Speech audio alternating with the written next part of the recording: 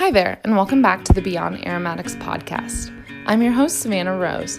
This podcast is brought to you by the National Association for Holistic Aromatherapy. You can learn more about NAHA and the work we do at naha.org. On today's episode, we will be speaking with renowned aromatherapy author, researcher, public speaker, and inspiration, Gabriel Mojay. Gabriel will be giving us a look back into his journey with the discovery of acupuncture and using healing oils and herbs from a young age. We will get to see how this path led him to writing Aromatherapy for the Healing Spirit and how this publication influenced his work today. We will also take a look at our conference partners, IFPA, and Gabriel's role within that organization, as well as how this collaboration all began. Gabriel will also be speaking at our upcoming conference this June 15th through 18th. You can learn more about this conference at conference.naha.org. This event will be live and virtual, but will also include all recordings posted post-conference for lifetime access. Special discounts for IFPA and NAHA members apply. Check out the website for details. Gabriel Mojay is a UK registered practitioner of clinical aromatherapy, herbal medicine, and acupuncture. He first studied natural medicine in 1978, specializing in shiatsu therapy. Following 4 years of training in TCM, he became a member of the British Acupuncture Council in 1987. He first trained in botanical medicine and aromatherapy in the 1980s, and has since studied with some of the world's leading experts in essential oil therapeutics. Since 1990, Gabriel has been the principal of the Institute of Traditional Herbal Medicine and Aromatherapy. In the same year, he founded the Register of Qualified Aromatherapists, a UK professional association that later merged to form the International Federation of Professional Aromatherapists, otherwise known as IFPA. Gabriel served as IFPA's chair for the second time since 2017. He has presented lectures at international conferences and seminars in the USA, Canada, Mexico, Brazil, Japan, Korea, China, Hong Kong, Australia, and the Czech Republic, France, Ireland, and the UK. He is co-author of Shiatsu, The Complete Guide, and author of Aromatherapy for the Healing Spirit. Hi, everybody, and welcome back to the Beyond Aromatics podcast. I'm here with Gabriel Mojay, who is going to be talking to us about some of the work he does. You're probably familiar with the name if you're not new to NAHA or aromatherapy. He's written quite a few books. He's been a presenter at multiple NAHA conferences, but also just very well known in the aromatherapy industry. And he's going to be here today to talk with us about some of the work he does, as well as what he does with the IFPA and our ongoing partnership with them for the upcoming Beyond Aromatics conference. So, hey, Gabriel, and welcome. Hey, thank you. Great to be here. Thanks, Savannah. So just to kind of get started, please tell us a little bit about the work you do and focus on, and also how you got started in aromatherapy to begin with. My focus is really, I guess, on education and the practice of aromatherapy and essential oil therapeutics, especially from the perspective of Oriental Medicine. And that's really where I started. I think it was in 1978. I was in my gap year, as they called it, between high school and university, and I was doing this sort of odd job, as we call them. Wasn't really odd, but it was the kind, it paid my way to spend time there, putting advertising leaflets in people's letter boxes all around Paris. And there was a guy who I was working with one day, and we kept working. He didn't stop for lunch, and I was like, when are we gonna stop and have lunch? And he said, when we finish work, I'll take you somewhere. And later that afternoon, he took me to this interesting sort of restaurant, cafe called the Bol en Bois, the wooden bowl. And I hadn't really been anywhere. Everything, it was like a Whole Foods store. It was my first experience, but it was it was a sort of, they had some like weird vegetables. The French name is salsify, like burdock, and strange looking mushrooms and things like aduki beans on the shelf, right? Tofu, miso, all that stuff I hadn't ever encountered before. It's it was interesting, and so they had a little section which was the store, and then they had the cafe serving these bowls of brown rice and miso soup and stuff. But in the store there was they had some books, and one of the books was called the Book of Macrobiotics. And I opened this book, and for the first time I read about yin and yang and the 5 elements, and I was just intrigued, and for the first few years, I kind of annoyed everyone by being a bit of a fanatic. And at the same time, I got into shiatsu, which is more like, the kind of Japanese, acupressure body work, of course, that people will know that was closely allied. And I guess still is, obviously, with macrobiotics together with the diet. And I studied all that stuff in London at a place called the East West Centre, right near where my son lives in that area of London these days. Sadly, the East West Centre is not there anymore, but you have East West Centres all over the States as well. So I visited those from time to time, and I trained in shiatsu, and ended up, co-writing a book with a colleague. In fact, I met Chris Jarmy, my co-author of Shiatsu, the Complete Guide at Acupuncture School. And actually, we something we shared in common. So we wound up in the same class, and we were both there, principally because it wasn't our plan at that stage that we really, had a big urge to stick needles in people.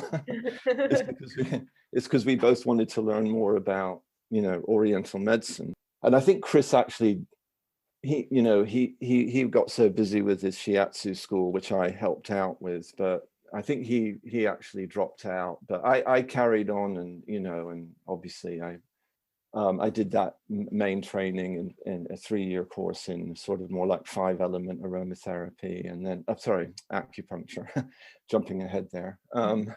And then also another specialized course with more in the other part of TCM, which is more based on what we call 8 principles, which is more built around the yin yang disharmonies and stuff, but with those 2 courses together, I think I got a pretty good training with, especially as I had a really good, a well-known teacher, Giovanni Mashosha. He's written a lot of the main books in TCM. And anyhow, and basically that was around the mid-80s, and then in 1985.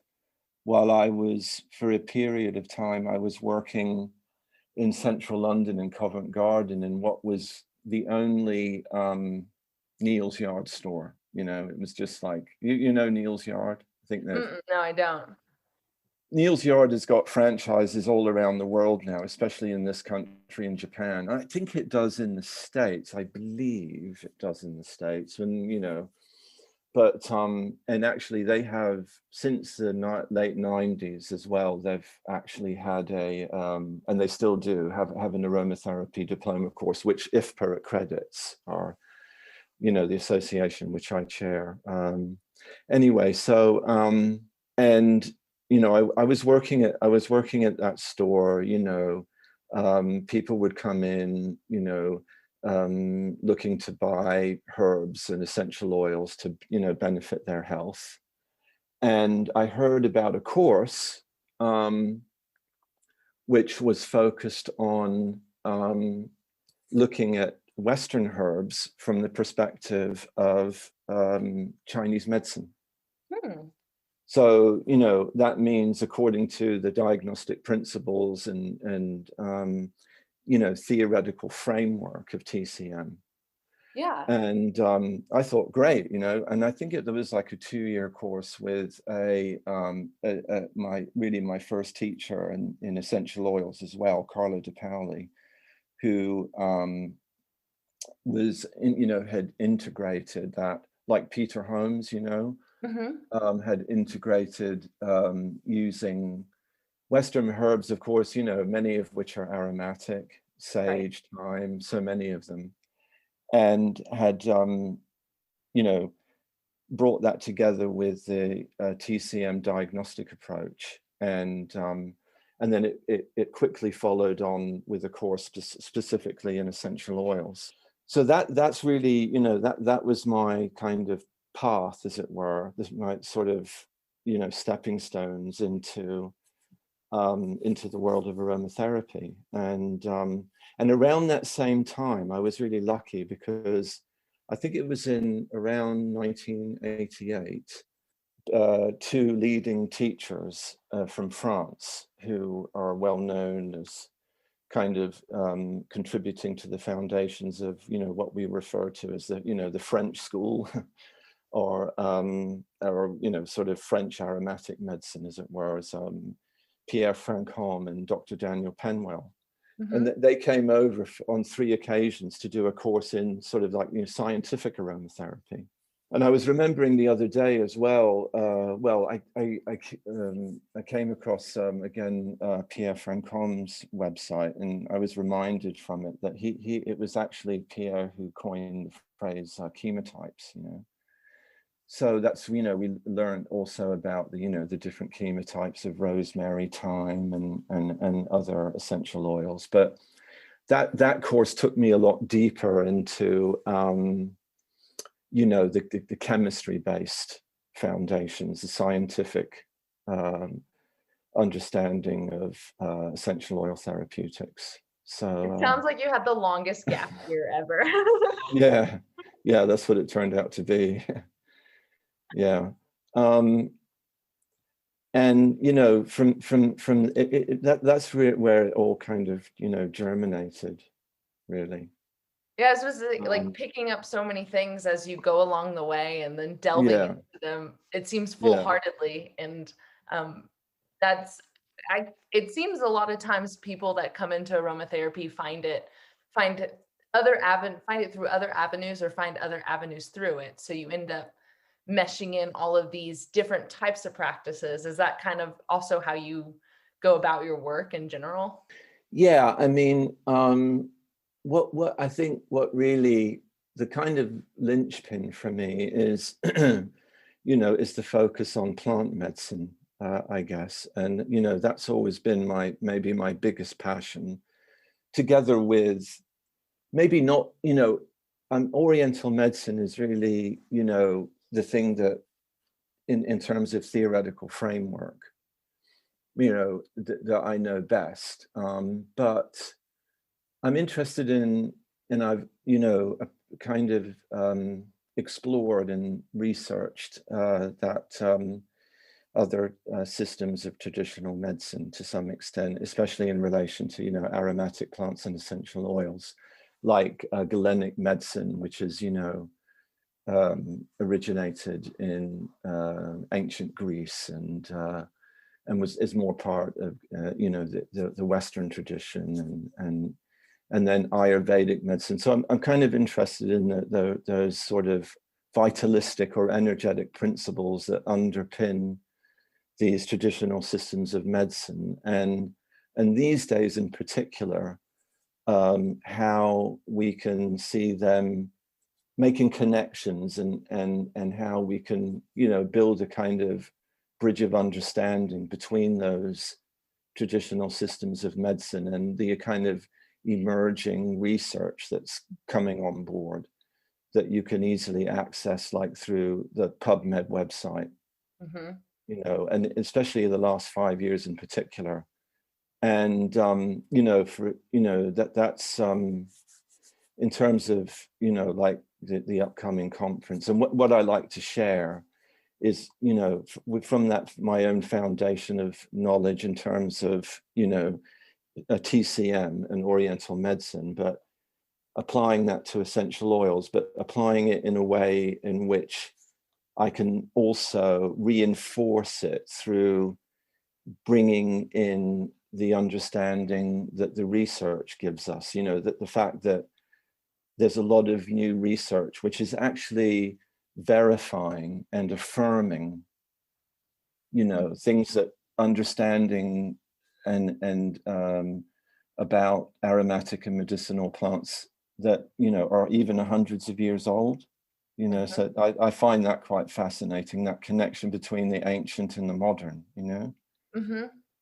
It's super interesting because I feel like a lot of my relationship to aromatherapy is based in the research that, you know, I can easily access today, and I'm not as well acquainted with the historical precedent that's been set. So it's interesting to see how well, like, do you find that there's a ton of correlation and overlap, that a lot of the things they used it for really do relate, and now you just have a way to scientifically explain it? Yeah, definitely.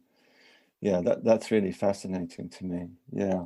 So you know, that so as a practitioner, you know, basically the way that I brought those things together quite simply from like the late 80s, once I qualified in TCM, was to, you know, that approach which really is described by, you know, Marguerite Maury, who's a famous French aromatherapy author from the 1960s, who you know, is quite the inspiration behind the holistic aromatherapy approach, which is that individual prescription, which is based on, you know, a careful case taking and analysis of the, you know, individual's different mind body symptoms, and seeing, you know, what TCM about, quite simply what TCM is about is when you go through that process of doing a consultation with someone and getting all the details of their condition, their health, the history of their health,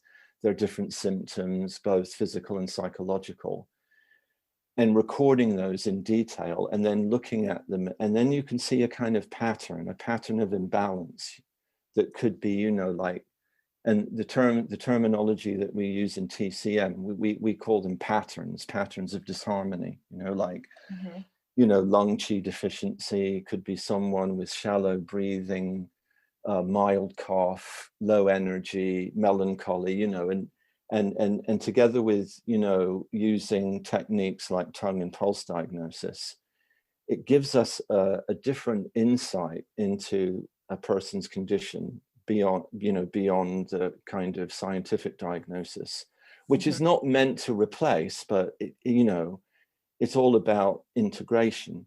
And by being able to identify that underlying pattern, or what they call in, you know, in the European herbal tradition, they call that the terrain. Yeah. By being able to assess somebody's constitutional weak areas, you're better able to select those essential oils that are going to be most potent in, you know, benefiting your patient.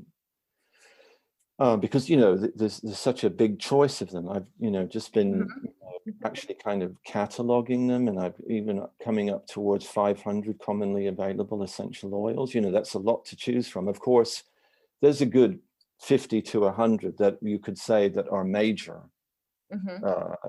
essential oils, but nevertheless, there's a big choice there, and even among those that have, you know, respiratory activities and benefits, you know, the selection, the potential selection is quite broad. So this way of being able to assess the person's terrain or underlying condition can narrow down to those essential oils that are going to have, you know, the biggest impact. So really, you know, that it's the same approach to deciding what acupuncture points that you're going to treat, or what herbs you're going to prescribe. So it's that framework of TCM diagnosis that kind of constellates and brings together whatever you know, therapeutic modality that you can offer the client, whether singly or combined, it basically allows you to apply those in, the most kind of direct way, and in a way that's going to, have the best potential results, really. So that's what it was all about for me. and that's also what I've taught over the years. Yeah, well, and it's interesting to note, because when we do these interviews, we often, work with, or we try to interview people who work in different avenues and different lanes within aromatherapy. And it really all comes down to like what you use to assess the person as a holistic entity. Yeah, And I absolutely. think Yeah. I want you to be able to introduce like some of the concepts of TCM and some of the terminology or ideas that you use for people that are interested in finding like the lane they want to work in case there's somebody who's like, I don't know how to see the person as a whole being, what I'm looking at yet. And maybe that this is an area that they would understand in that capacity. You mean some of the examples of the main concepts, you mean? Yeah, just something that kind of lets give them a guide for like how you are able to break down the person and into Right, this. I see. Sure. Yeah. Well, I mean, there's basically there's two, in simple terms, there's kind of two main perspectives in Oriental medicine. There's the one that is more the focus of my book, Aromatherapy for Healing the Spirit, which is more the perspective of looking at any mental, emotional imbalances in the person. And the really useful framework there is the 5 elements. And they're basically, well, they're kind of seen in a fluid rather than a static way, but each element of water, wood, fire, earth, and metal is first of all, well, in Chinese culture, they have all kinds of different connections and associations. But in the health in the body, each one is linked to one of the 5 major what we call yin organs. And in turn, each one is also linked to 5 aspects of the psyche, or what we could call 5 spirits that constitute our overall shen, or spirit, our overall being, psychological being. And so, as I say, that's the sort of focus of my book. And so a big part of it is, well, the 5 main aspects are the will, which is connected to the water element. That's our willpower and strength. There's the ethereal soul, or simply the soul, which is our more visionary, intuitive capacity, which is linked to the wood element and the liver. And then there's the overall shen, or consciousness, which is also our emotional center, and which is the hub for all the different aspects of the psyche. And that's called the shen, and it's housed. This is a metaphorical, it's not literally housed in the heart, but it's connected intimately with the health of the heart, and that means when we talk about the organs in TCM, it's both similar, it's obviously in one sense the same as Western anatomical science, but it's also completely distinct. It's more of a vitalistic understanding based on centuries of empirical knowledge.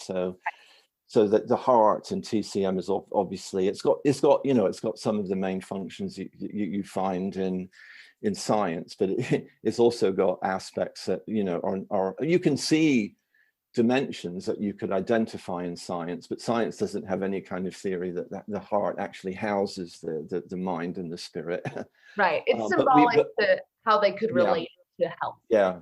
Yeah. But having said that, we know to how profoundly our psychological health, stress in our lives affects the health of the heart, and how quickly the blood pressure and heart rate in nanoseconds responds to stress. So we can see, links between the heart and the brain and the health, psychological health.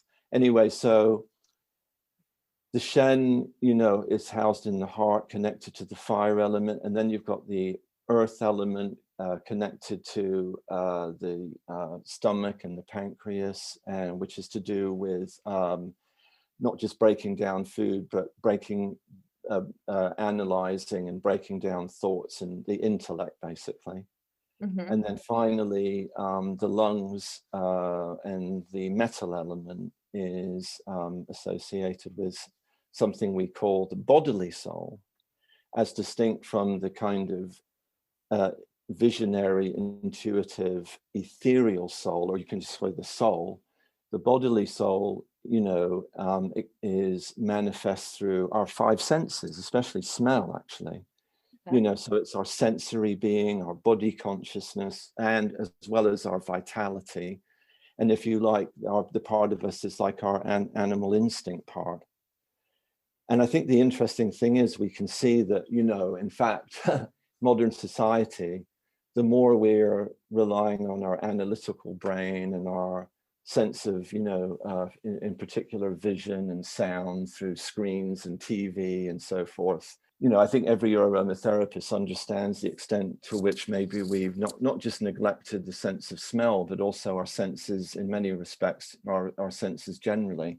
Mm-hmm. And that means that, you know, you know, that there's a tendency in modern society that that we've a little bit neglected the bodily soul. And people have all, you know, there's many ways of reconnecting with that. You know, I mean, just getting out in nature, doing anything active, physical, you know, yoga, dancing, just getting, you know, getting in touch with your bodily vitality. Mm-hmm. Yep.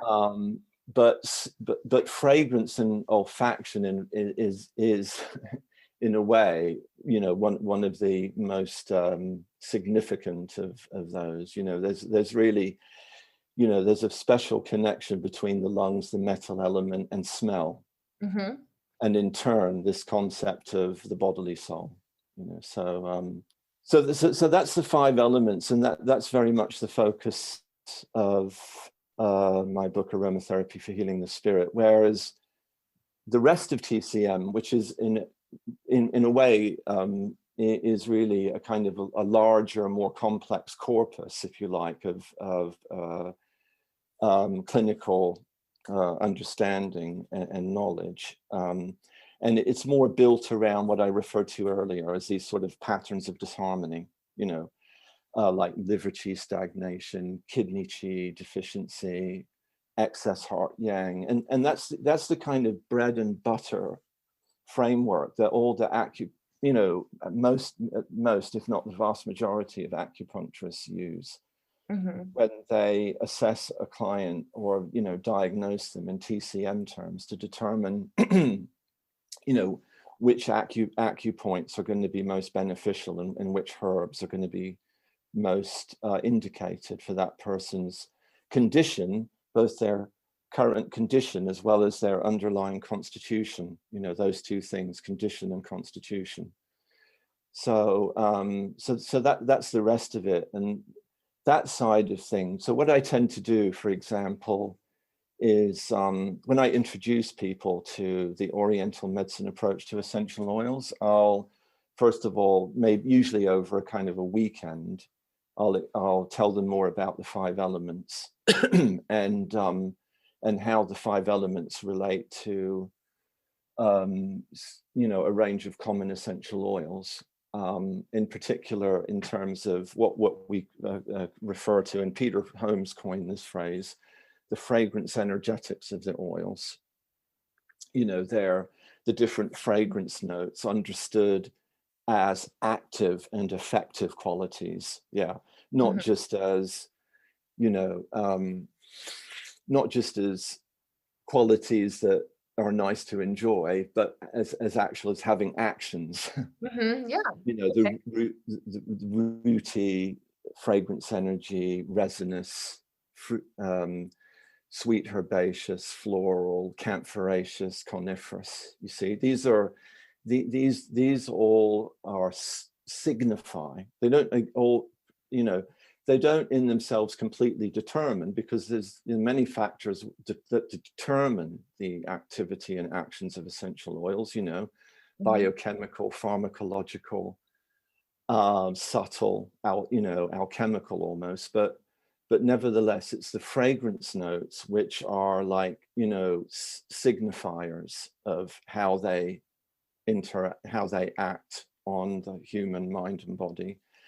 And so it's the fragrance energetics which is really the main linchpin between each of the 5 elements and essential oils.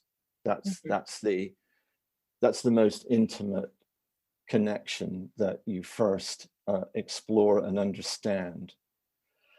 And then for people who want to go deeper, which I've made over 3 decades, has been kind of a core part of a diploma course training that I've offered in central London since 1990, and which I'm currently kind of taking a break from to do some writing. But for people who want to go deeper into that connection between TCM and aromatherapy, then it takes another kind of like dozen days, really, in terms of, I'm talking about in-class training with a lot of reading and study and case studies, everything else. And on top of having a good, sound, standard scientific understanding of essential oils, on top of that, to kind of really initiate someone in being able to, kind of apply the full approach, really. Yeah. Applying TCM to aromatherapy. So having a good knowledge base to use effectively. Yes. Because I mean, it always comes down to like, it's a very integrative approach, knowing in the sense that it's integrative for health, but also integrative in mixing the very scientific aspects, and also the kind of psychological based principles that have been throughout history, have kind of been used in those respects. And I feel like having all these conversations, that you see these different avenues, but they blend the approaches every time, because that's how we perceive things, especially things that are sensory based, like smell.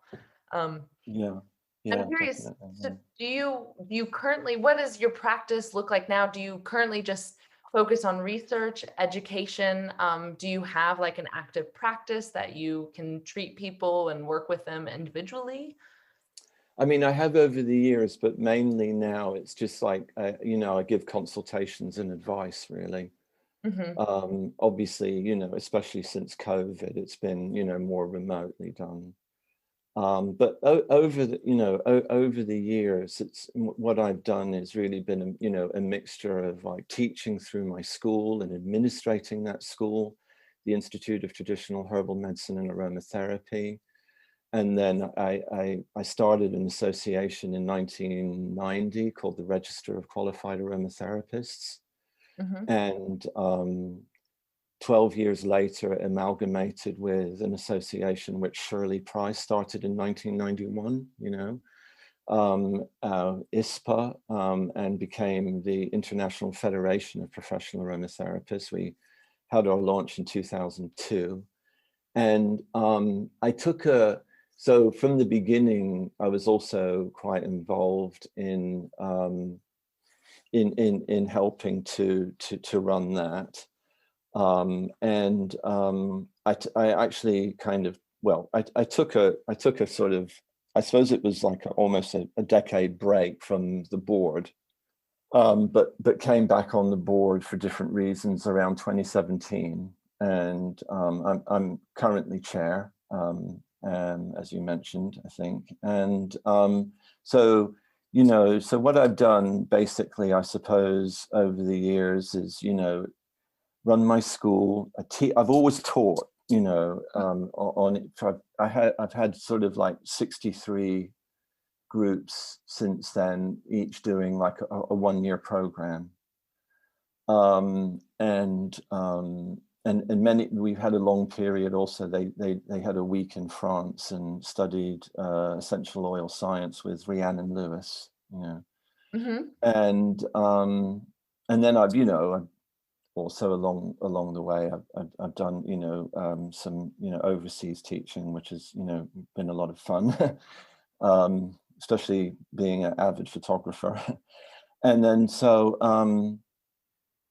always I've done some practice and consultation work, and especially combining together, recommending specific herbs, both Western and some Chinese herbs, together with essential oils and hydrosols, kind of a general, sort of plant medicine approach. Mm-hmm.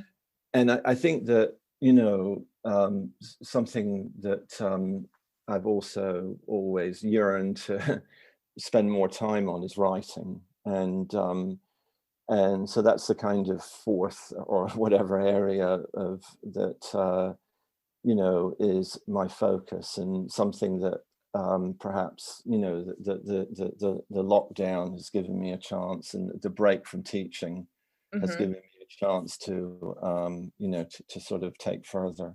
And that's it, really. Well, and that's good. I mean, I have your book. It was one of actually the first books I read. I was introduced to aromatherapy kind of a few years ago when I was coming into NAHA. I was bringing in the marketing side of things, and that's when I was exposed to it. And I remembered talking to Annette and just being like, what, like, I need the education now. And she gave me your book and Sal's book, and she was like, start here. This is great. And so it really was one of the first introductions. And I was like, oh my gosh, there's just so many places that you can take aromatherapy and how you can utilize it. And it really just like, I dove straight in. So I know that a lot of people that do education were like, I wish I had more time to kind of write the book and really condense all of my thoughts and my work and all of the research I've made into this space, because, that's how we continue to share this field. If they can't find you directly through a class, or maybe just being able to be introduced to it, have just a little bit, and then keep exploring. So yeah. I would love to. I think it's each of those, when I'm thinking as you were talking, I think that, they're in a way, what they are is they're each a way of learning, like you learn through teaching. Obviously, you learn a lot through practicing.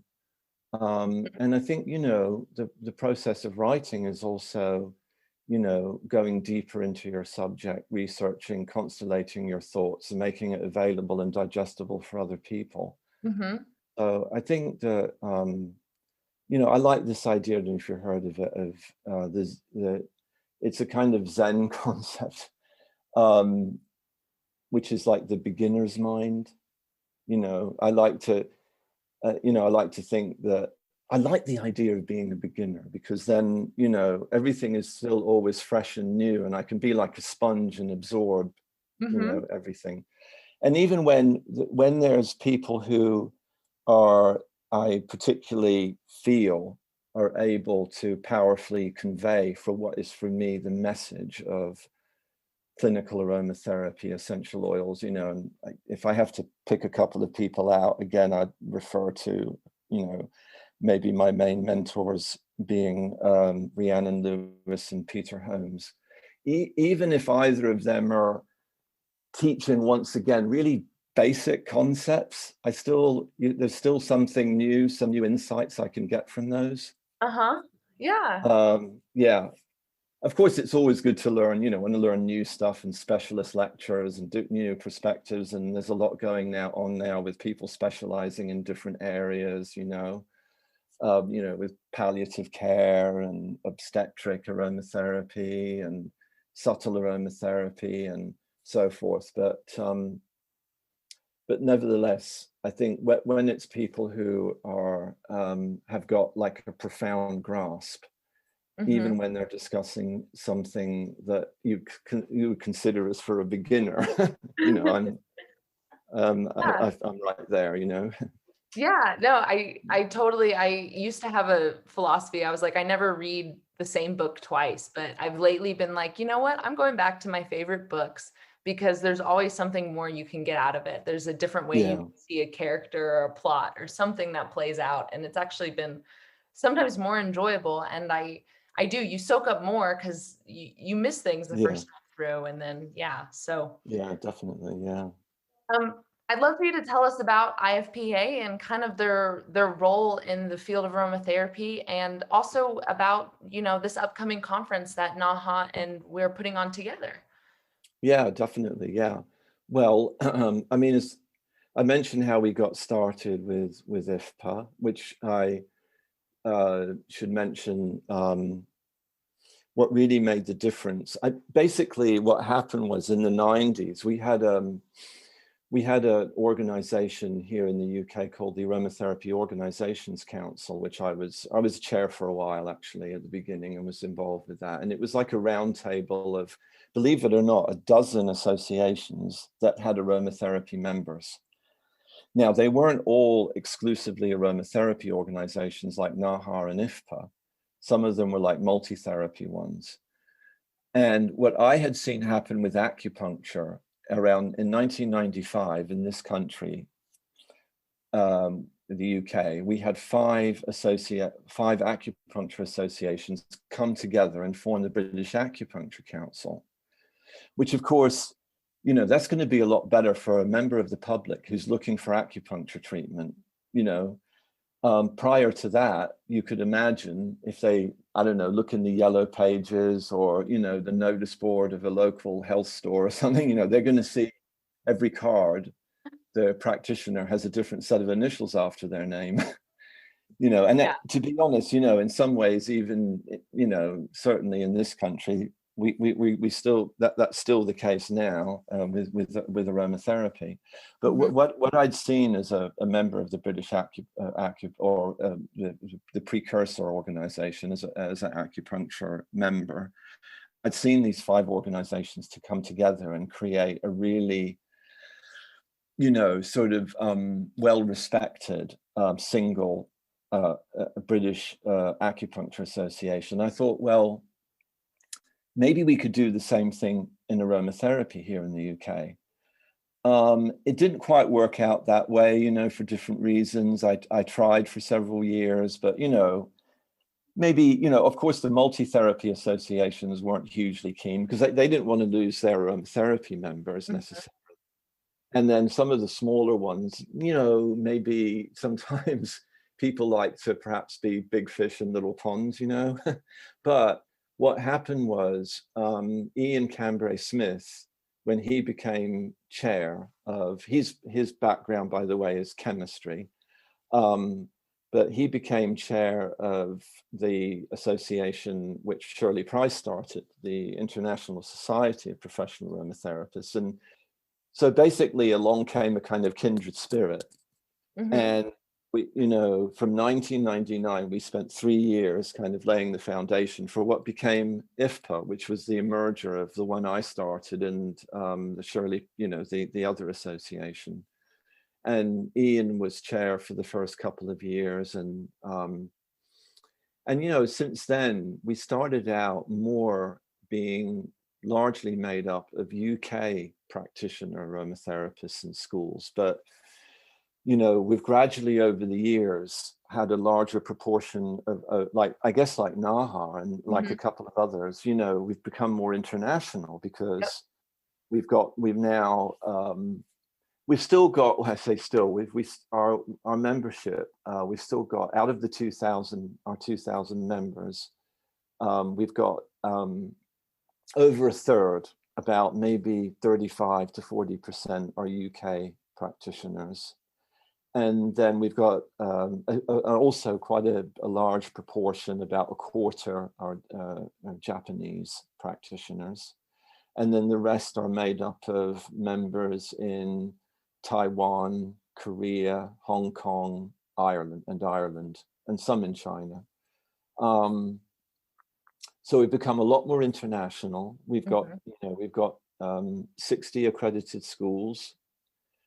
And we've got especially this year, very well supported by an excellent, board of directors and a very helpful contracted company secretary who kind of keeps me in line. And you know, we have our journal since the beginning, which I've always been really had a great interest in. Was in fact co-editor for the first sort of 7 issues, but we have our own. We have a dedicated editor of our professional journal. Her name's Pat Herbert, and the journal we call In Essence. And people can actually join as friends for quite a low subscription to get the benefit of the journal. And over the years, we've tended to have like a 1-day or weekend conference every year in England, or in the UK, I should say. And in fact, you know, I think I've organized maybe about a dozen of those over the years, and some of them being weekend and like, well, we had one, let's say, for example, our one in 2017, we had in London, and the second day, people could choose to do a 1-day workshop either with Robert Tisserand or Julia Graves. And but that was a great weekend. So that was a typical kind of thing that we do. And of course, what happened was, well, I think the whole thing with our collaboration, which I'm, you know, really excited about, to have a new connection with NAHA. As you mentioned, my first experience of NAHA, I was invited by Cheryl Hord, who was the chairman in 1998, to go and present in St. Louis. And yeah, it's a lovely memory. I want to pay tribute to Cheryl, who sadly passed away. I think it was a couple of years ago. But that was a wonderful first connection, and I met Jade Schutz there, who then subsequently became, soon after, I believe, became NAHA chair. Mm-hmm. And you know, and you know, made many good friends that I'm still friends with today, you know, NAHA, you know, colleagues and friends since then. And, you know, I was just always really pleased to be able to come over for another half a dozen or so occasions to reconnect and present at different conferences over the years. And I didn't take as many photos back then as I do now, but you know, in fact, just the other day, I was bringing out an album, and these are when I was taking photos that were, you know, prints, not digital. Yeah. You know, pictures of Jade and you know, lots of us who were, you know, a bit younger. So anyway, so now how did this happen? So I think it was in the sort of new year, and I don't think I had any secret plan, but I thought I'd send a little message to Annette and ask her, you know, what her plans were for the, you know, Beyond Aromatics 4, because I'd been to the previous 2 in Salt Lake City. Wonderful venue. I mean, just fabulous flying in there and being able to, in 2016, I drove through, you know, Utah and visited the national parks. So wonderful venue. But of course, I was wondering because, you know, because of COVID and the whole situation, what the plans were with the board, with the NAHA directors, what they were thinking to do. And somehow, in the ensuing conversation, I had this idea of, could we like partner with you on this? Because we're going to need to organize another. We had one last August. It was a 1-day online event, which our Japanese directors, Kazue, Gil, and Tomomi Nakamura, together with a colleague of theirs, organized one, which was supposed to happen live in Tokyo last May. So that got transformed into an online event, which took place in August. And, but anyhow, also knowing that, you know, that there are quite a few, you know, online events this year already. Right. So and seeing all the fabulous speakers who were lined up for the conference in Salt Lake City, you know, including my partner, Dr. Kelly Avlard, and some people, you know, who are big inspirations for me, Salvatore, David Crow, Penny Price, just a net, of course, you know. It's all the danger of mentioning anyone is, you know, you might leave someone out, but you know, in fact, everyone, you know, who was planned there, I really wanted to hear, you know, and well, you know, in a nutshell, Annette and Eric, they said yes, you know. I mean, yeah, I'm sure she consulted with the board and you know, had I sat down with Annette and Eric, and Kelly was with me, and we just you know, yeah, we were excited, you know, to see how we could support NAHA and you know, promote the conference to our members, and you know, partake and support NAHA in that way. And we both realized that it was a sort of like, you know, win-win situation. Mm-hmm.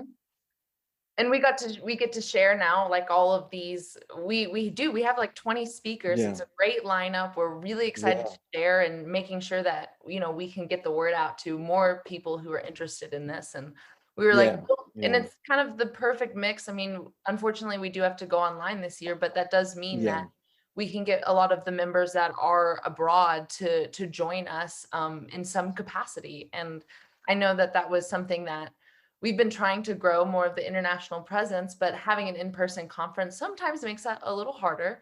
But it also kind of allowed us to bridge this connection with you all, and hopefully in the future, you know, we'll go back to in-person stuff, but we'll also be able to kind of keep this online platform so we can continue to connect people. And if you can't make it in person, you can be there in some capacity. And yeah, we go all out. It's 4 days. It's pretty much 5 days, and then we have a ton of speakers because we do it every other year. So we know that we'll make it big. Definitely. Yeah. Well, the realization for me, in fact, was that really, I mean, it's for us, I'm not saying necessarily speaking for IFPA, but sorry, for NAHA, but I think for IFPA, you know, I was thinking, well, you know, actually we should have done this a good few years ago because of all the members that we have all over the world. You know, it makes it accessible to them. But maybe what can evolve is some kind of, you know, hybrid conferences where those who can be present, and it can be live streamed to those who can't be there. And I think, you know, it's a learning curve that I think that we'll all benefit from. And you know, it's happening globally among, you know, everyone anyway, isn't it? So to be able to reach more people in this way. And the fact that we already bring you in to be part of our conference, and you and Kelly and you guys and so many speakers from all around the world, we're already bringing them in. So being able to make the platform for members in their like communities at home, we're really excited about. And we have some big plans going forward to, you know, get back to being in person, but making sure that we never leave anybody out. Definitely. If we can't help it. Definitely. And, you know, I think the other good thing is the extent to which, like, Annette and Eric and the whole NAHA team have really got their eye on the ball in terms of ensuring the good quality of the presentations. Yeah. You know, but both you know, in visual and in audio terms, because I think that's a really important element, and I know from my conversations with Annette and Eric that they're really quite focused on that, and I think that's another part of the recipe for success, you know. Yes. Yeah, we've definitely had. I've got a few people in. I've got like an actual little marketing team now, and I brought some other people in, and you know, we're outsourcing some aspects of it because we just want to make sure what we're bringing people is quality. And as far as that goes, we know the speakers will be quality, but we're like, okay, now what part that's on our shoulders can we take on to make sure that you know, sound is good, the transitions are good, people's, presentations are put together well, and Yeah. Yeah. really trying to do that. And of course, we'll get better as it goes on. I'm sure we'll come up with ideas being like, oh, we should do that next time. And so Sure. we're definitely going to adapt, but we're excited about where it's starting, and we're all excited for this opportunity and super glad y'all are Yeah. joining us. This is Yeah. fun. Well, thank you. Thanks for, and my whole board is really, delighted. I think there's a lot, there's a lot of excitement among our members, everyone was just, pretty much over the moon. So yeah, Good. Awesome. so we're very pleased. Yeah. Well, we're about at our time today, but I did want to Okay. ask you, you're going to be speaking at this year's Yeah. event. So just Yeah. tell us what your topic is, give us a little sneak peek, and let us know of anybody who's interested in learning more about what you do and the online courses you have, or even just your current work, the book that you have out. Let us know where people can find it, and we'll make sure to add links in the description for this, so people can Sure. easily access it. Yeah, sure. Well, I mean, my book, Aromatherapy for Healing the Spirit. Yeah, I mean, I think it must be in stores in America because it's actually published there by Inner Traditions, in Vermont. But Okay. otherwise, of course, it's on Amazon. It's on the non site too. I'll just add that. Oh, okay, thanks. Right, I didn't know that. Thank you. And well, I'm doing it. I'm doing a series of webinars just at the moment, although unfortunately the kind of closing date's gone for that. But I mean, actually right now I'm in this mode, this kind of sabbatical mode of research and writing. So I don't really have, at this very moment, I'm working on stuff, but I don't really beyond that have very much to kind of like advertise. Apart from my conference talk. So yeah, so as far as that's concerned, it's it's called the Elixir of Life, and I've got to be careful not to give too much away, but Yeah, no spoilers. but in a nutshell, that was taken as an inspiration from Paracelsus, who was one of the maybe almost the most who was lived in the 16th century, and he was what you call a polymath, like Avicenna. He was like sort of good at everything in terms of being an alchemist, a botanist, a physician, a philosopher, and especially he was like an alchemist physician, Mm-hmm. and he had this intuition that certain plants sort of almost magical life extending property, which sounds like very mystical and magical, and Fountain of youth type. yeah, absolutely. Yeah, that's that's connected to, there's somewhere isn't not Savannah, but there's a town that has an association with the Fountain of Youth, isn't there? St. Augustine? St. Augustine. Thank you very much. That's right. Yeah, Fountain of Youth. But basically, what we can actually see, and what's fascinating, is that among the natural products in that we thrive on, in terms of foods and even among supplements, medicinal plants actually contain a concentration of some of the most antioxidant compounds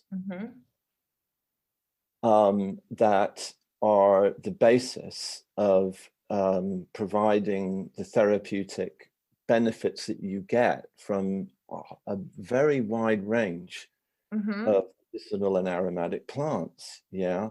And I just feel that, there's talk about, detoxifying and so forth. Well, I mean, I really feel that there's a lot of reference to the antioxidant activities of, Well, I mean, many essential oils have demonstrated, antioxidant activity, especially, for example, like some of the phenols, Mm-hmm. that's a good example. Like clove is off the charts because of being quite rich in eugenol. There's several common ones which are particularly potent. Rosemary, oregano, cinnamon leaf, for example. But there's a whole wide range, and also antioxidant activity. Is quite broad because some are better at detoxifying singlet oxygen compounds. Mm-hmm. Others are more efficacious towards lipid peroxidation, the oxidation of fats in the body. And so this really, it's a kind of little 1 hour intensive class in this whole area, and how the antioxidant activity underpins so many of the therapeutic benefits of aromatic plants and essential oils, right down from neuroprotective, anti-Alzheimer, hepatoprotective, diabetic activities, Mm-hmm. even play a role in a lot of the anti-cancer activities of Mm-hmm. essential thing. I'm not talking, by the way, of course, kind of like a MLM magic bullet scenario, Right. but, No, but but the yeah, idea but that, a whole yeah, sorry. exactly a kind of holistic approach that is embracing and understanding this research evidence and then translating it into our holistic professional aromatherapeutic approach, and also for example, seeing how examples like with German chamomile, for example, that a lot of its benefits for all kinds of skin conditions are the result of that integration between the antioxidant and the anti-inflammatory, and that working together in a way that only nature can provide, you see. And that's the elixir of life. Yeah, Yeah. so maybe Paracelsus was into something there. Maybe he had this future vision, intuition. Maybe he had such a close connection with the plant world and with the nature, and that his intuition was well, what we say in England, spot on. Yeah. That's gonna be really interesting.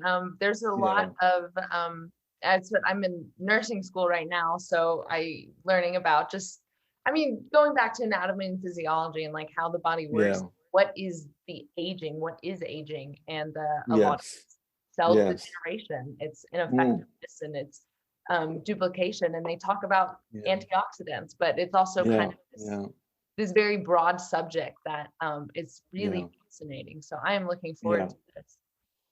cool. So, all right, Gabriel. Well, Yeah, we appreciate you having we appreciate having you on today and being able to kind of talk well, about the work you do and IFPA and our collaboration. And we're looking forward to the conference. And so I'll make sure to add the conference coupon code for any IFPA members or NAHA yeah, members. You guys get a little conference discount, and we're definitely doing a yeah, collaborative discount. So anybody across those will pay the same price for the conference. And we yeah, hope you guys will join us online yeah, in the live version. And if you can't make it to the live version, I know we have these times for the live version, but wherever you are in the world, it might be in the middle of the night. So these recordings will be available forever for you guys who, if you buy the conference pass. So we're hoping you join us in whatever yeah, convenient time for you, but we're looking forward to yeah. this collaboration and future ones to come. Well, thank you so much, Savannah. This has been a wonderful opportunity to, talk to you and to NAHA members. And I just want to say, express my gratitude again to Annette, Eric, and the whole board and the NAHA staff, and also convey my best wishes on behalf of IFPA members to NAHA members. Thank you so much. We were really excited, and we, I can say for Kelly and I as well, we're really looking forward to the conference. All right, everybody. Thanks for joining us for the Beyond Aromatics podcast, and we'll catch you all next time. Thank you.